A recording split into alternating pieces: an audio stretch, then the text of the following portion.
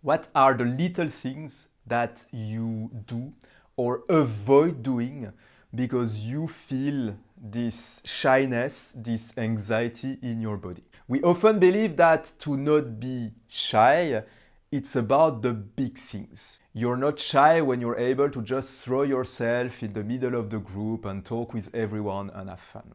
And yes, that's important. That's one of the skills that you get. But what we often overlook are the very small details of daily life where we avoid small things because we expect to have some discomfort. And I'm gonna give you a few examples because for now this might be very abstract for you. Let's say you're working on a street, the street is empty and you walk on the side.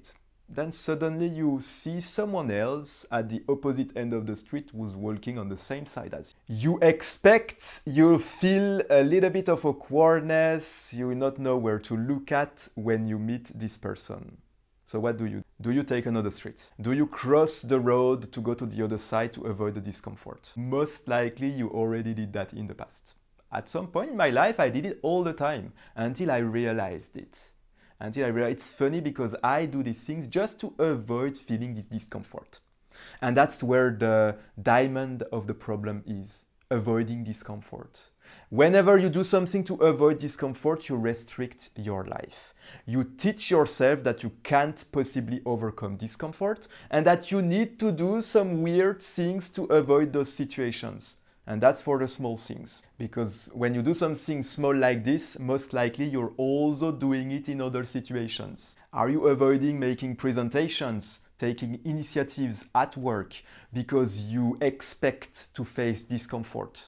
Are you staying just with yourself in a corner at a social gathering because you expect there's gonna be discomfort when you talk with people? Are you not making that call because you expect that at the moment you will compose the number and put the phone on your ear, you will face discomfort. It's always the same. And the great thing is that when you train yourself in the small situations, it also teaches you how to handle the big situations.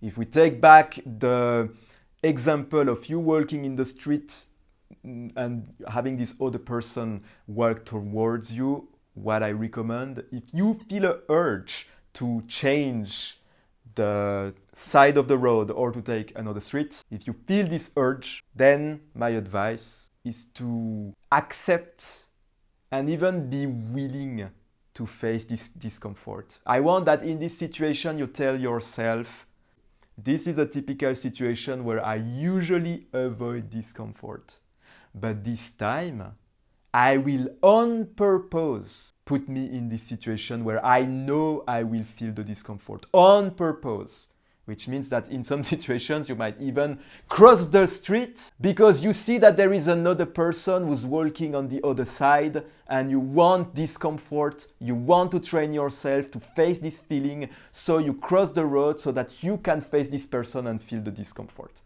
It's a complete different way of thinking. It's a complete different way of acting. And by doing something as simple as that, you will rewire your brain. You will go from someone who's avoiding discomfort to someone who's actively looking for discomfort.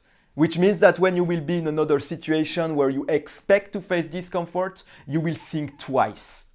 I have something to say. Usually I don't speak up because I feel this intense pressure in my body. What if this time I speak on purpose? Not to say what I need to say, but just because I want to face this discomfort. I'm tired of being chained in my possibilities in life by how I feel. And I decide right now to do whatever I have to face discomfort, to overcome this feeling, and have all the possibilities that I deserve to have in life. That's the shift. That's how you change. First, by changing the behavior, by changing what you do in certain situations, by changing your compass. Because if your compass is whenever there is an obstacle or a discomfort, I try to find another way, that makes life extremely hard. You always have to find another way. You always have to be creative and try to do different things just because you avoid things in life. When you don't care about discomfort, it's completely different. You have an idea, you execute. Either discomfort on the path, if that's the case, well, that's fine. That's fine.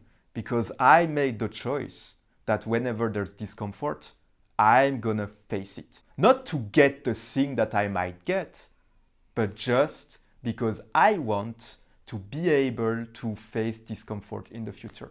I want the possibilities, and I'm tired to be restricted by how I feel.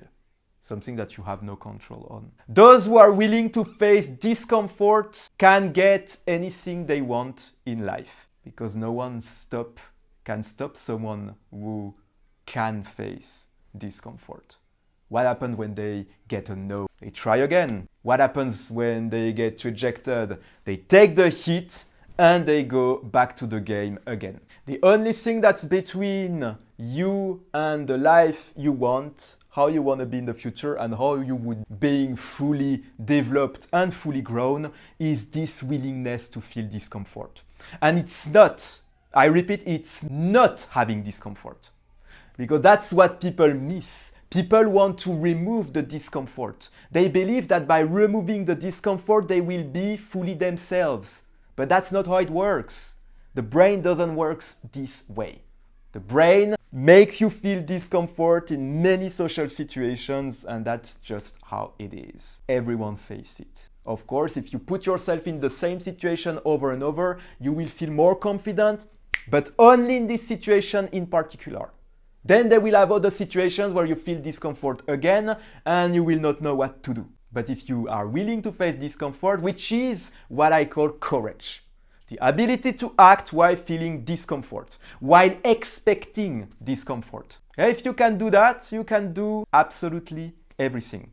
And it all starts with the small choices. Are you taking the automatic cashier because you want to avoid the human contact with the clerk in the store?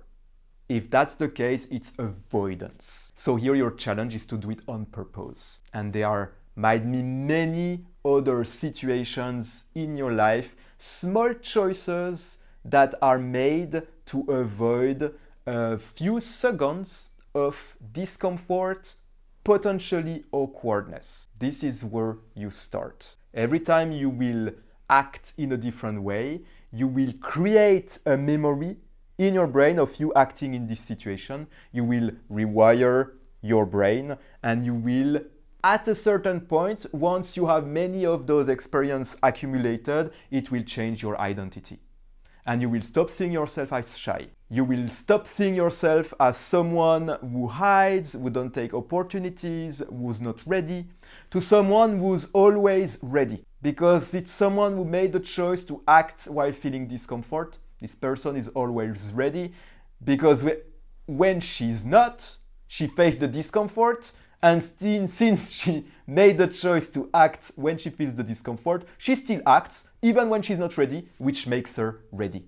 Isn't it beautiful? If you want the full path to go from shy to unstoppable courage, I wrote an entire book about it. It's called The Extrovert Switch. You will find it in the link in the description. If you like this video and you want more tips about how to overcome shyness and develop incredible soft skills, you can subscribe to this channel. Leave a comment, tell me what you liked, tell me what worked on you, or tell me what you struggle with, so that we can talk about it next time. I wish you a super good day. Bye.